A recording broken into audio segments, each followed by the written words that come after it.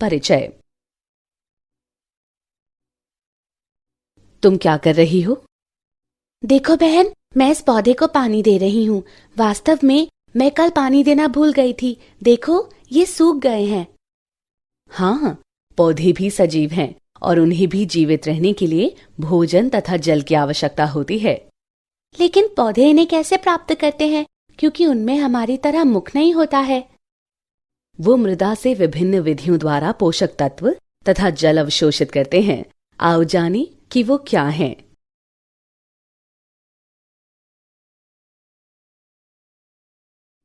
उद्देश्य। इस पाठ के अंत में आप निम्न करने में सक्षम हो जाएंगे: पौधों में जल के परिवहन की व्याख्या करना, विसरण, सुसाध्य विसरण और सक्रिय परिवहन जैसे परिवहन के विभिन्न माध्यमों के बारे में जानना, विभिन्न परिवहन विधियों के बीच अंतर करना, पादप जल संबंधों की व्याख्या करना, जल विभव को समझना, परासरण, जीव द्रव्य कुंचन एवं अंतःशोषण प्रक्रियाओं का वर्णन करना।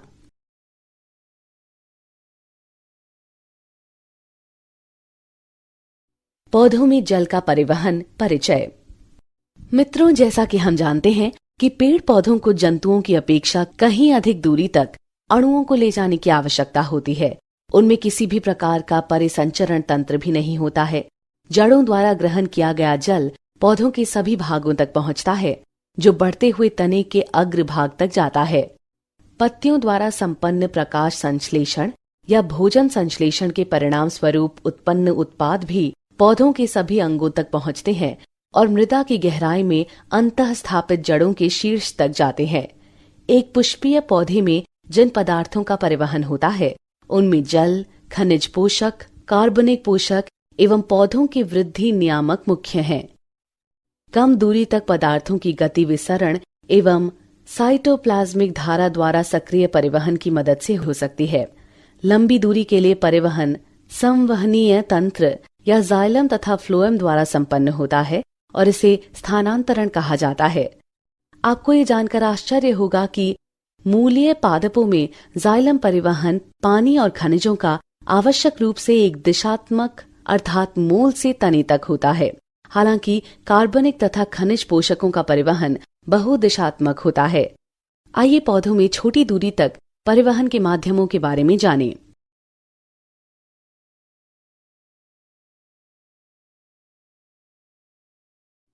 परिवहन के माध्यम। आइए विसरण से प्रारंभ करें। विसरण एक धीमी प्रक्रिया है और जीवित तंत्र पर निर्भर नहीं करती है। विसरण में अणु यादृच्छिक रूप से गति करते हैं। परिणाम स्वरूप पदार्थ उच्च सांद्रता से निम्न सांद्रता वाले क्षेत्र में जाते हैं। विसरण द्वारा गति निष्क्रिय होती है और कोशिका के एक भाग से दूसरे भाग तक या कोशिका से अन्य कोशिका तक या कम दूरी तक, या ऐसा कह सकते हैं कि पत्तियों के अंतर कोशिकीय स्थान से बाह्य पर्यावरण तक कुछ भी हो सकती है। इसमें ऊर्जा का व्यय नहीं होता है। पौधों के लिए विसरण अत्यंत ही महत्वपूर्ण है क्योंकि पादप शरीर में गैसीय गति का यह अकेला माध्यम है। विसरण की दर, सांद्रता की प्रवणता, उन्हें अलग करने वाली झिल्ली की पारगम्यता, ताप तथा दाब से प्रभावित होती है।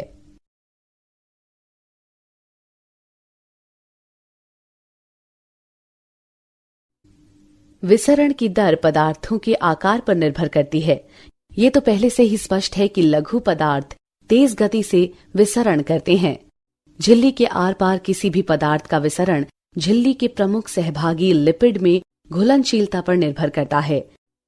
झिल्लिका प्रोटीन स्थान उपलब्ध कराती है जिससे कुछ अणु आर पार निकल जाते हैं। वो सांद्रता प्रवणता स्थापित नहीं कर पाते हैं। अणुओं के विसरण के लिए सांद्रता प्रवणता निश्चित तौर पर पहले से ही उपस्थित होनी चाहिए, भले ही उन्हें प्रोटीन से मदद मिल रही हो। ये प्रक्रिया सुसाध्य विसरण कहलाती है। सुसाध्य विसरण में पदार्थों को झिल्ली के आर पार करने में विशिष्ट प्रोटीन मदद करती है और इसमें एटीपी ऊर्जा का व्यय नहीं होता। सुसाध्य विसरण अति विशिष्ट होता है। ये कोशिकाओं को पदार्थों के उद्ग्रहण के लिए चयन करने की छूट प्रदान करता है। अणुओं को आर पार जाने के लिए झिल्लिका में मौजूद प्रोटीन रास्ता बनाती है। कुछ रास्ते हमेशा खुले होते हैं तथा कुछ नियंत्रित हो सकते हैं। कुछ बड़े होते हैं जो विभिन्न प्रकार के अणुओं को आर पार जाने की छूट देते हैं। प्रोरिन एक प्रकार की प्रोटीन है जो कि प्लास्टिड माइटोकॉन्ड्रिया तथा कुछ बैक्टीरिया की बाह्य झिल्ली में बड़े आकार के छिद्रों का निर्माण करती है, ताकि झिल्ली में से होकर प्रोटीन के छोटे आकार के अणु भी उसमें से गुजर सकें। इस प्रक्रिया में बाह्य कोशिकीय अणु परिवहन प्रोटीन पर बंधित रहते हैं और यही परिवहन प्रोटीन बाद में घूर्णित होकर कोशिका के भीतर अणु को मुक्त कर देते हैं। उदाहरण के तौर पर जल मार्ग, जो 8 तरह के विभिन्न एक्वापोरिन से बना होता है।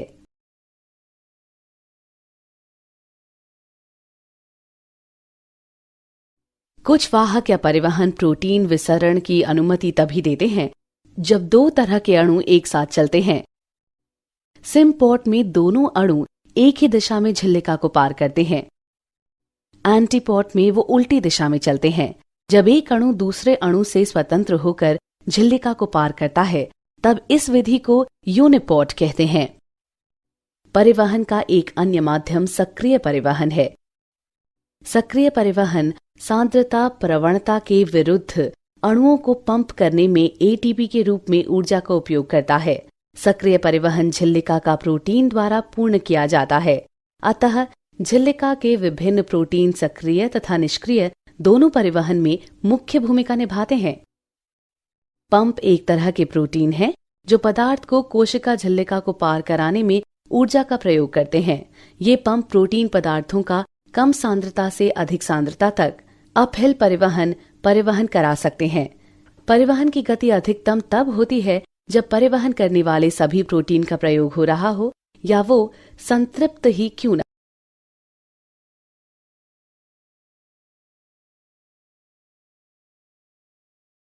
विभिन्न परिवहन विधियों की तुलना।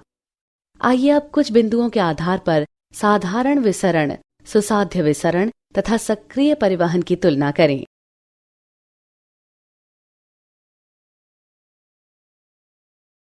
पादप जल संबंध। मित्रों, अब आइए अगले विषय अर्थात पादप जल संबंध की तरफ बढ़ें। पौधों के सभी शारीरिक क्रियाकलापों के लिए जल अनिवार्य है और ये सभी जीवित प्राणियों के लिए अत्यंत महत्वपूर्ण भूमिका भी निभाता है। ये वो माध्यम भी उपलब्ध कराता है जिसमें अधिकतर पदार्थ घुलनशील होते हैं। कोशिकाओं का जीव द्रव्य कुछ और नहीं बल्कि जल है, जिसमें विभिन्न अणु घुले होते हैं और निलंबित रहते हैं। एक तरबूज में 92% जल होता है। ज्यादातर शाकीय पौधों में शुष्क पदार्थ इसके ताजे वजन का केवल लगभग 10 से 15% भाग होता है। हालांकि एक पौधे में जल का वितरण भिन्न भिन्न होता है। काष्ठ वाले भाग में अपेक्षाकृत थोड़ा कम जल होता है, जबकि नरम भाग में बहुत ज्यादा जल होता है। एक बीज सूखा सा दिख सकता है, परंतु उसमें पानी की कुछ मात्रा होती है, अन्यथा वो जीवित नहीं रहेगा और श्वसन भी नहीं करेगा। स्थलीय पौधे प्रतिदिन भारी मात्रा में पानी ग्रहण करते हैं, लेकिन इनका अधिकतर भाग पत्तियों से वाष्पीयकरण अर्थात वाष्पोत्सर्जन द्वारा हवा में उड़ जाता है। क्या आप जानते हैं कि मक्के का परिपक्व पौधा एक दिन में लगभग 3 लीटर पानी अवशोषित करता है, जबकि सरसों का पौधा लगभग 5 घंटे में अपने वजन के बराबर पानी अवशोषित करता है। पानी की इस उच्च मात्रा की मांग के कारण यह आश्चर्य नहीं होना चाहिए कि कृषि एवं प्राकृतिक पर्यावरण में पौधों की वृद्धि एवं उत्पादकता को सीमित करने वाला सीमाकारी कारक प्रायः जल ही होता है।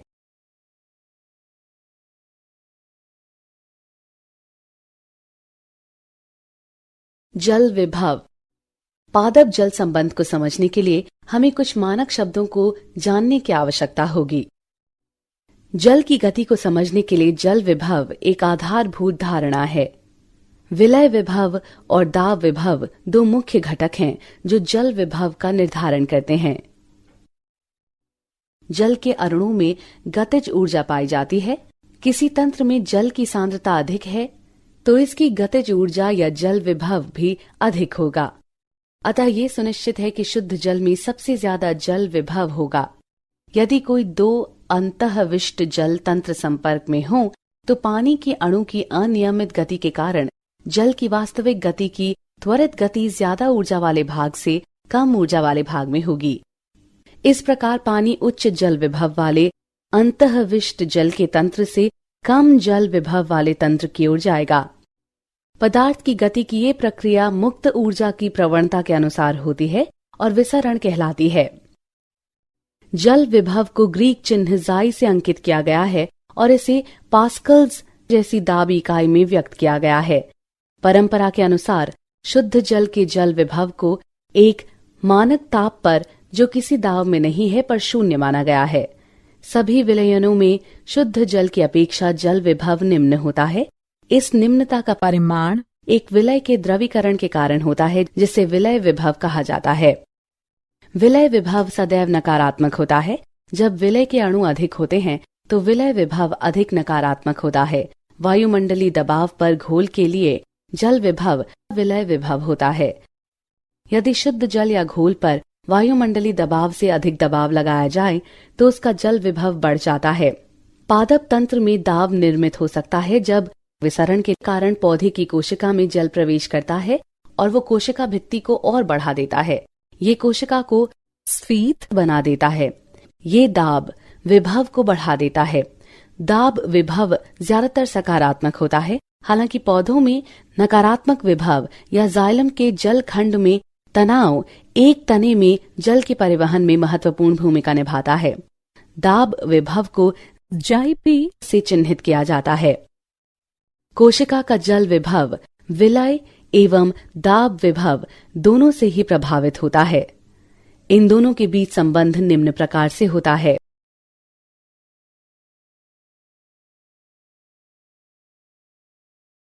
परासरण। जैसा कि हम सभी जानते हैं कि पादप कोशिका एक कोशिका झिल्ली और एक कोशिका भित्ति से घिरी होती है। कोशिका भित्ति जल एवं विलयन में पदार्थों के लिए मुक्त रूप से परागम्य होती है, अतः ये गति के लिए बाधक नहीं होती है। पादप कोशिकाओं में कोशिका झिल्ली और रसधानी की झिल्ली टोनोप्लास्ट दोनों एक साथ कोशिका के भीतर या बाहर अणुओं की गति निर्धारित करने के लिए महत्वपूर्ण होते हैं। अब आइए परासरण के बारे में जानें। परासरण को विशेष रूप से एक विभेदक अर्ध या परागम्य झिल्लिका के आर पार जल के विसरण के लिए संदर्भित किया जाता है। परासरण स्वतः ही प्रेरित बल की अनुक्रिया से पैदा होता है। परासरण की दिशा एवं गति दाब प्रवणता एवं सांद्रता प्रवणता पर निर्भर करती है। जल अपने उच्च रासायनिक विभव या सांद्रता क्षेत्र से निम्न रासायनिक विभव क्षेत्र में तब तक संचारित होता है जब तक कि साम्यता पर न पहुंच जाए। हम एक प्रयोग की सहायता से इसे समझ सकते हैं। शकरा विलयन से भरी एक थीसल कीप लें और उसके बाद इसे जल से भरे बीकर में उल्टा रखें। कीप के लिए गए जल में घुले शकरा के विलयन को एक अर्ध परागम्य झिल्ली या अंडे की झिल्ली द्वारा एक बीकर में शुद्ध जल से अलग करें तो क्या होगा? हम देखेंगे कि जल कीप में विलयन के स्तर में वृद्धि करने के लिए झिल्ली के पार विसरित होगा।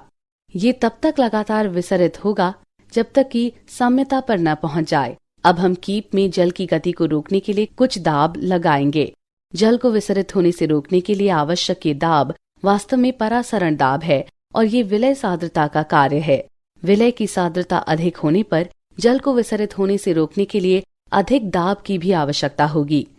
संख्यात्मक आधार पर परासरण दाब परासरण विभव के बराबर होता है, लेकिन इसका संकेत विपरीत होता है। परासरण दबाव में प्रयुक्त दाब सकारात्मक होता है जबकि परासरण विभव नकारात्मक होता है।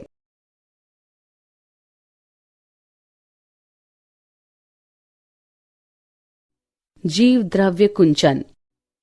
पादप कोशिकाओं या ऊतकों में जल की गति के प्रति व्यवहार करना उसके आसपास के विलयन पर निर्भर करता है। यदि बाहरी विलयन परासरण दाब को संतुलित करता है तो उसे हम समपरासरी कहते हैं। यदि बाहरी विलयन कोशिका द्रव्य से अधिक तनुकृत है तो ये अल्प परासरी होता है, और यदि बाहरी विलयन बहुत अधिक सांद्रता युक्त है तो ये अति परासरी होता है। कोशिकाएं अल्प परासरी विलयन में फूलती हैं और अति परासरी में सिकुड़ती हैं। जीव द्रव्य कुंचन तब होता है जब कोशिका से जल बाहर गति करता है तथा पादप कोशिका की कोशिका झिल्ली सिकुड़कर कोशिका भित्ति से अलग हो जाती है। ये तब होता है जब एक कोशिका या ऊतक को एक विलयन में रखा जाता है जो जीव द्रव्य के लिए अति परासरी होता है। सबसे पहले जीव द्रव्य से जल बाहर आता है, फिर रसधानी से। जब कोशिका से विसरण द्वारा जल निकलकर बाह्य कोशिका या कोशिका के बाहर द्रव्य में जाता है तो जीव द्रव्य कोशिका भित्ति से अलग हो जाता है। कोशिका जीव द्रव्य कुंचित कहलाती है। जल का परिवहन झिल्ली के आर पार उच्च जल विभव क्षेत्र अर्थात कोशिका से निम्न जल विभव क्षेत्र में कोशिका के बाहर होता है। जब कोशिका या ऊतक को समपरासरी विलयन में रखा जाता है तो जल का कुल प्रवाह अंदर या बाहर की ओर नहीं होता है। यदि बाह्य विलयन जीव द्रव्य के परासरी दाव को संतुलित रखता है तो इसे समपरासरी कहते हैं। कोशिका में जब जल अंदर और बाहर समान रूप से प्रवाहित होता है तो कोशिका समायावस्था में कही जाती है। तब कोशिका को ढीला फ्लैसिड कहा जाता है। जीव द्रव्य कुंचन की प्रक्रिया प्रायः परिवर्ती होती है। जब कोशिकाओं को अल्प परासरी विलयन या उच्च जल विभव या जीव द्रव्य की तुलना में तनुकृत में रखा जाता है तो कोशिका में जल विसर्जित होता है और जीव द्रव्य भित्ति के विरुद्ध दबाव बनाने का कारण बनता है, जिसे स्फीति दाब कहा जाता है। जल के प्रवेश करने के कारण जीव द्रव्य द्वारा प्रकट किए गए कठोर भित्ति के विपरीत दाब को दाब विभव जाइपी कहते हैं। कोशिका भित्ति की दृढ़ता के कारण कोशिका फटती नहीं है। ये स्फीति दाब अंततः कोशिकाओं के विस्तार एवं फैलाव के लिए उत्तरदायी होता है।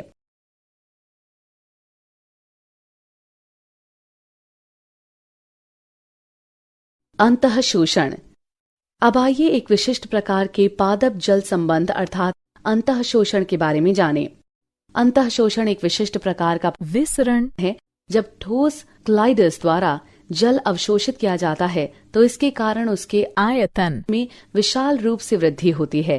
अंतः शोषण के प्रतिष्ठित उदाहरणों में बीजों और सूखी लकड़ियों द्वारा जल का अवशोषण है। अंतः शोषण एक प्रकार का विसरण भी है क्योंकि जल की गति सांद्रण प्रवणता के अनुसार है। बीज या अन्य ऐसी ही सामग्रियों में पानी लगभग नहीं के बराबर है, अतः ये आसानी से जल का अवशोषण कर लेते हैं। अवशोषक तथा अंतः शोषित होने वाले द्रव्य के बीच जल विभव प्रवणता आवश्यक है।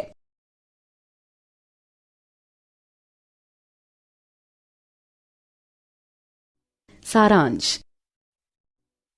आइए हमने जो कुछ सीखा है उसे संक्षेप में दोहराएं।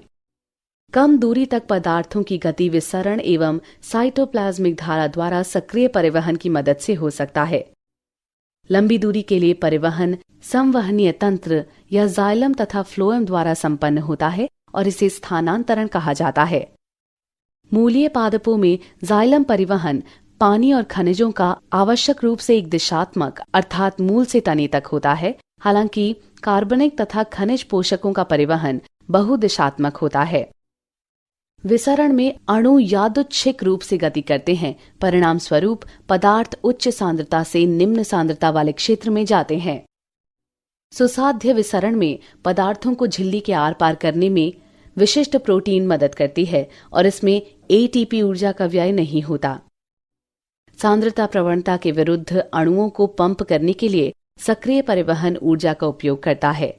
ये झिल्लिका प्रोटीन द्वारा संपन्न होता है।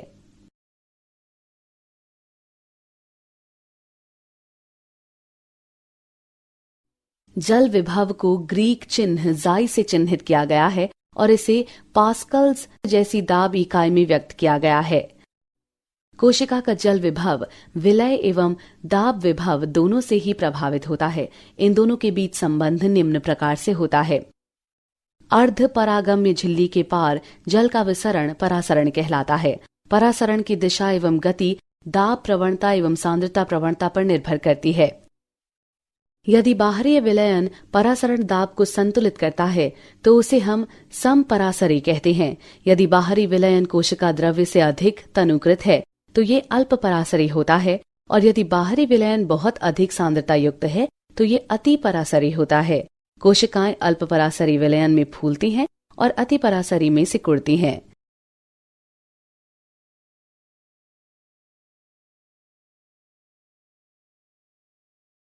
जीव द्रव्य कुंचन तब होता है जब कोशिका से जल बाहर गति करता है तथा पादप कोशिका की कोशिका झिल्ली सिकुड़कर कोशिका भित्ति से अलग हो जाती है। अंतः शोषण एक विशिष्ट प्रकार का विसरण है। जब ठोस कोलाइडस द्वारा जल अवशोषित किया जाता है तो इसके कारण उसके आयतन में विशाल रूप से वृद्धि होती है।